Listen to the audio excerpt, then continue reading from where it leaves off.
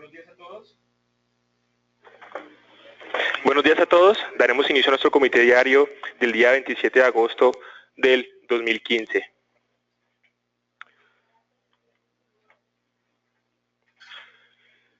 En noticias relevantes de la jornada anterior tenemos noticias aquí iniciando con Colombia. El día de ayer, en la reunión de cancilleres entre Colombia y Venezuela, no se logró ningún avance con relación a la situación de los colombianos deportados por este país. El oleoducto Caño Limón también empezó a operar normalmente esta semana, luego de haber estado paralizado desde mediados de junio del 2015, y en estos momentos se estarían transportando lo que serían 80.000 barriles de petróleo al día, lo cual supera a la producción diaria de la zona, que son 85.000, y de los cuales corresponden 40.000 barriles a Ecopetrol. Por otro lado, el Ministerio de Hacienda redujo el monto de emisión de TES en pesos de largo plazo, pues ya alcanzó el 93% de la meta y no desea ejercer presión adicional sobre el mercado. La subasta pasó de 700.000 millones de pesos a 450.000 millones de pesos colombianos. También aquí, en medio de la reestructuración y de cambio de imagen, sale Francisco Arata de la presidencia y la junta y de la junta directiva de Pacific Rubiales, de Pacific Corporation, como lo habíamos comentado el día de ayer. En Brasil, mañana se conocerá si el país entró en recesión bajo la definición tradicional, la cual es en dos trimestres en crecimiento negativo o en tasa de contracción. El mercado espera una contracción del 1,7% anualizado para el segundo trimestre del 2015 frente al primero del 2015. La confianza industrial cayó a mínimos de agosto del 2015, ubicándose en 68 puntos. Y en Perú vemos que el gobierno sigue estructurando mayores restricciones al mercado de derivados cambiarios para detener la especulación de la divisa y frenar la depreciación. La próxima semana se dará a conocer las nuevas medidas. Pasando aquí a Estados Unidos, en los datos del día de ayer, pedidos de bienes durables subieron un 2% en julio de 2015 frente a una expectativa de contracción del 0,4% de los analistas. Esto muestra un sesgo de crecimiento futuro que esperan los empresarios. En Europa se aceleran los desembolsos crediticios de la zona euro, pasando del 1,9% en julio del 2015 desde 1,7% en el mes anterior. Economista en jefe también del Banco Central Europeo, Peter Praet, ve riesgos de cumplimiento de la meta de inflación, por lo que la entidad podría contemplar ser más agresiva si es necesario. Y finalmente, aquí para Europa tenemos que el crecimiento económico español se aceleró a su mayor nivel en los últimos 8 años durante el segundo trimestre del 2015, marcando un 3,1%, cuando en el primer trimestre del 2015 registró un crecimiento del 2,7%. En China, funcionarios de organismos de planeación del gobierno aseguraron que aumentarían los ajustes para que la economía se dinamice, pero no especificaron en qué frentes. Y finalmente, en Japón, a pesar de las declaraciones de varios funcionarios del Banco Central en contravía, el director de la entidad, Haruhiko, considera que a pesar de la desaceleración china y el bajo precio del petróleo, se alcanzará la meta de inflación del 2%. Para el día de hoy tenemos datos para Estados Unidos. Aquí importante mencionar que estos datos ya fueron publicados en Bloomberg, donde destacamos principalmente que la primera revisión a crecimiento del segundo trimestre del 2015 en los Estados Unidos superó las expectativas del mercado, ubicándose en 3,7% versus un consenso del 3,2%. Es decir, se ubicó en un dato significativamente superior a lo que esperaba el mercado, incluso cuando el más optimista de los analistas, JP Morgan, esperaba una expectativa del 3,6%, también superó la expectativa de este agente. Esperamos aquí también ventas de vehículos para Colombia y IPP para Alemania. Bien, pues vemos un mapa verde en el mercado accionario a nivel mundial. El índice de Shanghai ya está por encima de los 3.000 puntos. Es claro que estamos muy lejos del máximo anual que fue tocado en el mes de junio, donde alcanzamos los 5.000 puntos, pero digamos que esta podría ser entonces la confirmación de ese chopping market que estamos esperando que ocurra durante las siguientes semanas. También, pues adicionalmente, sumándose a este indicador, pues el índice global de Morgan Stanley el cual había descendido desde los 440 puntos, digamos, ha buscado una zona inicial de soporte sobre los 380, 390 puntos, y digamos que esos comentarios que realizó ayer el miembro de la Reserva Federal, digamos, sí le dio cierta tranquilidad en el mercado hacia las 3 de la tarde. En esa misma línea de ideas, entonces acá les recordamos desde el cambio o la modificación de recomendación a neutral de las acciones del Colcap y la recomendación de disminuir el tamaño de las participaciones de acciones en el portafolio, hemos tenido o presentado una caída del 10.31% desde el 11 de agosto, y este número es supremamente relevante porque pues existen algunas especies dentro del índice que han presentado caídas muy por encima o muy superiores a ese 11%, que digamos es un punto de referencia relevante para los inversionistas que podrían empezar a pensar en que esta zona de los 11.150 podrían consolidarse como un soporte en el mediano plazo.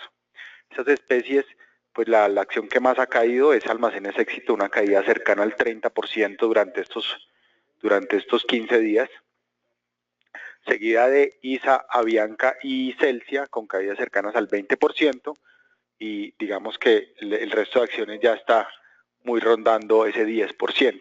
Serían como las acciones entonces a monitorear en caso tal de que pudiera entonces presentarse un rebote, digamos, no un rebote, sino digamos una consolidación de la zona de soporte. Por ahora, entonces, siguiendo esa línea del choppy market, lo que debería pasar aquí es tratar de ir a buscar esa zona alta de los 12.000 puntos, que digamos se consolida como una referencia. Aquí podría haber una valorización potencial de un 3 a 4% máximo, para que observáramos, digamos, en el mediano plazo un mercado que debería estar aquí muy choppy dentro de ese rango 11.150 a los 1.200, de los 1.150, perdón, a los 1.200 puntos. En ese mismo orden de ideas, pues para los inversionistas de muy largo plazo, como lo mencionamos ayer, acciones como ISA, que de hecho fue la acción que más se valorizó el día de ayer, son acciones, digamos, bien relevantes o bien importantes las caídas que presentamos. De hecho, desde el 11 de junio, reitero, la acción ha caído cerca de 20%. En tan solo unas 3 jornadas, en solo 2 jornadas cayó 15%, digamos, ahí habría entonces una oportunidad de compra, si obviamente se consolida ese nivel soporte. En el muy largo plazo, como también lo dije ayer, definitivamente aquí sí hay una oportunidad bien interesante en especies como esta, incluso como de pronto Da Vivienda, que han caído 12%, Grupo Aval, especies de ese estilo que han caído más de lo que ha caído el índice. Podría haber ahí una oportunidad puntual. En el corto plazo, pues debe continuar la volatilidad intradiaria. De manera intradiaria, pues muy recomendable tratar de no pasar con posiciones independientemente del color que tenga el mercado, y de hecho estamos viendo movimientos muy similares. Ustedes vieron ayer los mercados muy a la expectativa de que no iban a bajar las tasas de interés, y ya con ese dato de crecimiento económico que acaba de salir hace cerca de media hora, las expectativas vuelven a cambiar y se fortalece nuevamente la expectativa de que la Reserva Federal vaya a subir sus tasas de interés en el mes de septiembre. Recuerdo que ayer también estuvimos hablando de que muy seguramente o podría también ocurrir que, independientemente de que no haya una conferencia en el mes de octubre, pues no sería descabellado pensar que la Reserva podría también subir las tasas, o podría mejor subir las tasas en el mes de octubre. Bien, la acción que más cayó fue Terpel, y aquí pues la falta de datos, digamos, en el corto plazo, porque la especie, digamos, es fresca en el índice, pues por ahora no muestra, digamos, indicadores fuertes, pero por el momento, digamos que los 14.000 pesos podrían ser ahí una zona de soporte, pero pues muy temprano para empezar a mencionar lo que podría ocurrir en esta especie.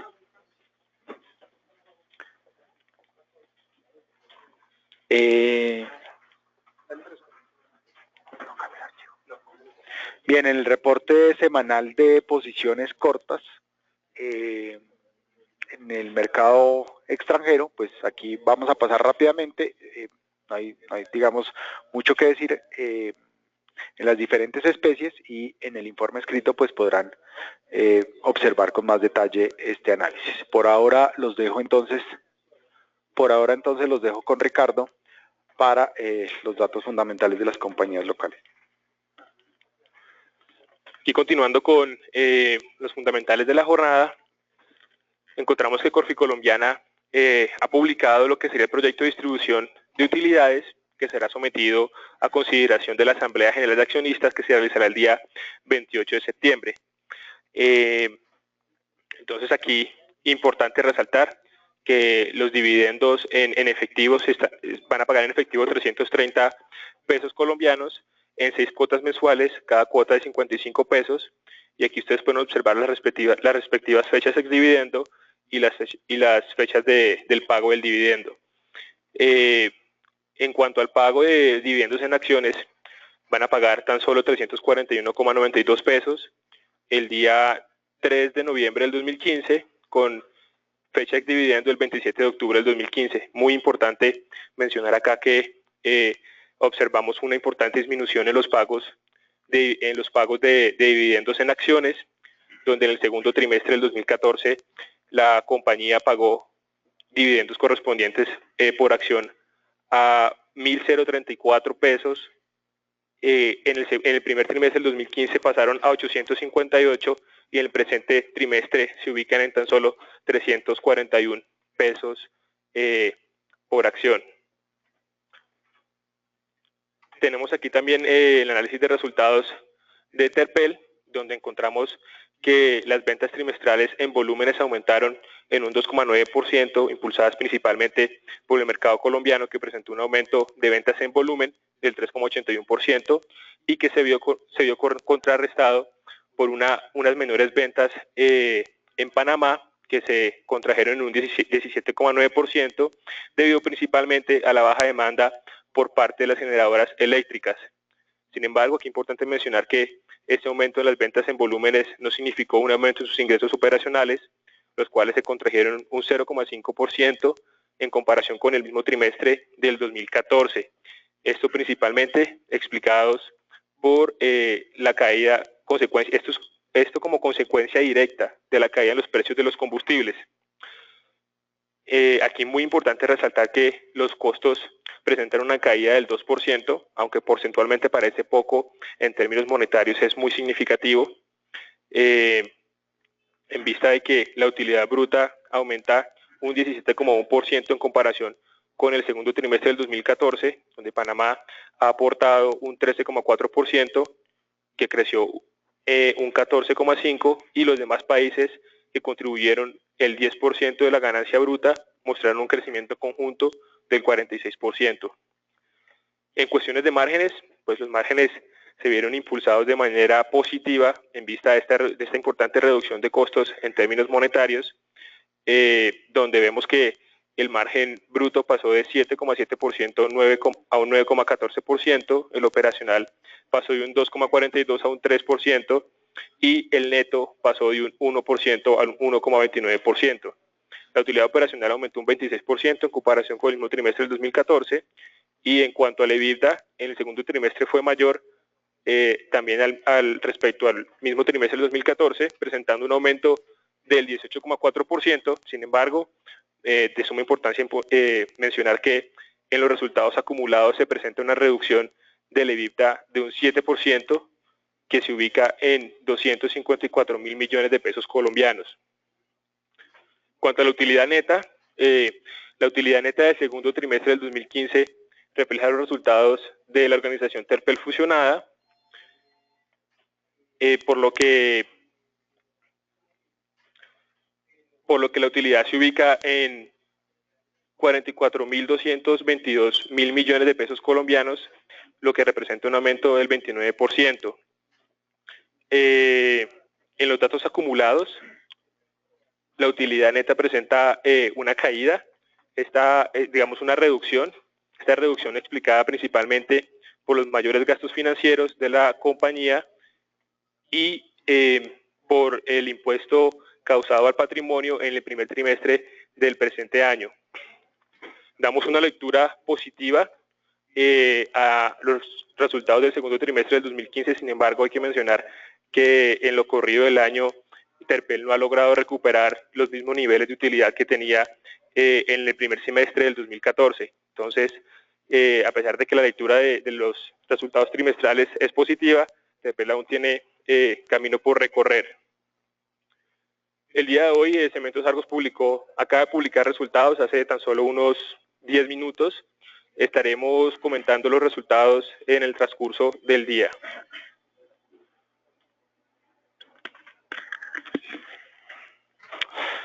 Bien, tenemos un comportamiento bien favorable para las monedas emergentes principalmente. Como vemos acá, el rublo ruso, digamos, es de las monedas más favorecidas esta mañana, una valorización cercana al 2%, seguida ya del peso colombiano, que presenta una valorización del 1.38%, y el resto de monedas, digamos, las que más ganan esta mañana son principalmente las monedas asiáticas, seguidas también de las monedas latinoamericanas. De manera puntual, pues el dólar frente a las principales divisas, digamos, continúa esa racha favorable, donde ya alcanza una valorización cercana al 0.30%, y ahí es claro el flujo o el intercambio de flujos que se está viendo a países, digamos, más riesgosos o a deuda más riesgosa en diferentes partes del mundo, y el cambio de la zona euro contra la preferencia, perdón, de activos en la zona euro contra activos en Estados Unidos. El euro, pues, presentaba esta mañana una valorización del 0.21, pero ya está cayendo cerca del 0.60%, rompiendo ahí la zona de 1.1250, que digamos era un soporte primario bien importante. Por ahora, pues, continuamos con esa expectativa de que vaya a buscar esta zona baja del 1.10, que respete este canal que, digamos, hemos observado en el largo plazo, y aquí durante el mercado intradiario todas las zonas cercanas al 1.13 son óptimas para tomar posiciones cortas con objetivos allá en la zona de 1.12.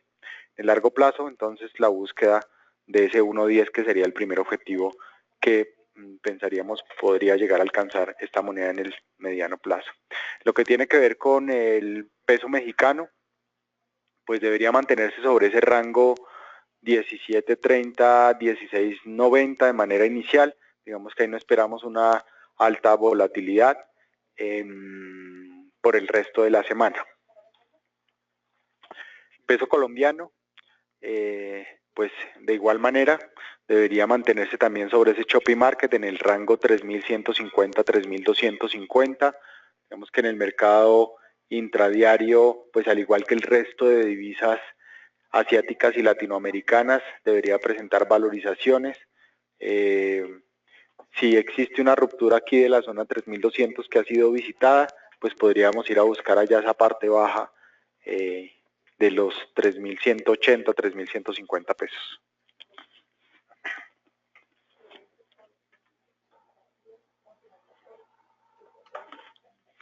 Bien, el mercado mundial de petróleo, pues primera vez en varias jornadas que vemos un mapa totalmente verde en lo que tiene que ver con las acciones del mercado petrolero, y esto ha sido impulsado pues por las buenas noticias, digamos, que han venido de ese rebote técnico en China, pero también ha sido motivado por unos datos que fueron publicados esta mañana por parte de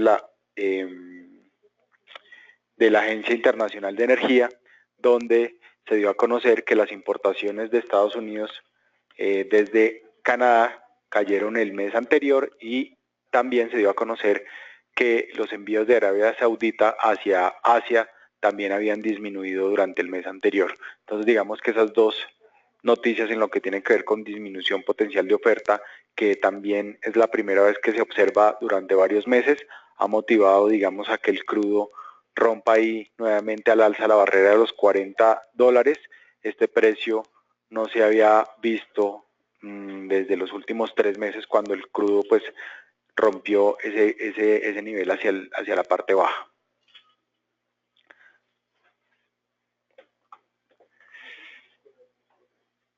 Bien, en lo que tiene que ver con el mercado mundial de bonos, pues vemos un mapa también, digamos, principalmente verde, unas valorizaciones cercanas al 3-4 puntos básicos, digamos, en prácticamente toda la deuda a nivel global.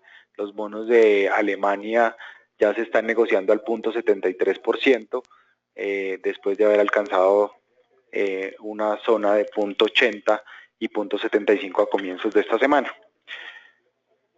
Sin embargo, pues en la deuda americana, pues la curva, digamos, ahí de manera importante, aunque ha presentado una valorización, digamos, en la parte corta, principalmente los bonos que van hasta los 1 y 2 años, sí es cierto que la parte larga de la curva continúa presentando o está presentando en este momento, digamos, una desvalorización fuerte. Los bonos de 10 años pues están tratando de atacar la parte alta sobre el 2.20 y digamos que esta noticia que acaba de darse a conocer en lo que tiene que ver con el crecimiento de Estados Unidos pues está motivando estas desvalorizaciones a nivel global. En la curva colombiana, pues únicamente comentarles que el día de ayer otro de los codirectores, les recuerdo esta semana hemos tenido ya varios comentarios de varios codirectores, en la jornada de ayer alguno de ellos manifestó que estaba, digamos, estábamos de acuerdo, que estaba un poco de acuerdo en no incrementar las tasas de interés en ese momento, en la última reunión, pero que no era descartable, digamos, tratar de monitorear el comportamiento de la inflación para ver si en la próxima reunión de pronto si era probable un incremento en las tasas de interés. Eso es todo por ahora. Los dejo con Felipe. Buenos días a todos. En el tema TES, primero contarles que ayer hubo subasta por 450.000 millones. Recuerden que les habíamos dicho que Crédito Público iba a rebajar la subasta de 700.000 a 450.000. Los TES del 2020 cortaron al 6.75 con un monto de 168.000 millones de pesos aprobados y una demanda de 470.000. Los TES del 2026 cortaron al 8.249 con 119.000 millones aprobados y una demanda de 190.000 millones. Y los bonos del 2030 cortaron al 8.698 con un monto de 163.000 millones y una demanda de 415.000 millones. Es importante que tengamos en cuenta, como ayer lo habíamos dicho, que los TES del 24 llegaron a un punto importante que es el 7.75. Estuvieron ayer operando entre el 7.75 y 7.78, no pudieron con esa zona. Hoy empiezan operando al 7.70, hoy debido al buen comportamiento que pueden tener las monedas emergentes, el precio del petróleo y la tranquilidad que existe en los mercados, podemos estar pensando en que el mercado puede tener un pequeño relajamiento hasta el 7.65, 7.58. Es importante tener en cuenta que no cambiamos nuestra percepción de mediano plazo, creemos que la tendencia sigue siendo al alza, pero estos descansos son importantes para el mercado, por eso creemos que seguimos manteniendo nuestra visión de tasas en la venta del 7.50, 7.43 y creemos todavía que el 7.90 es el objetivo de mediano plazo, por lo cual cautela con las posiciones largas, no tomar posiciones largas, en la zona cercana al 7.75 cerrar cortos y cercanos al 7.50 volver a activar cortos. De resto, desearles un excelente día a todos y muchas gracias por participar en nuestro comité diario.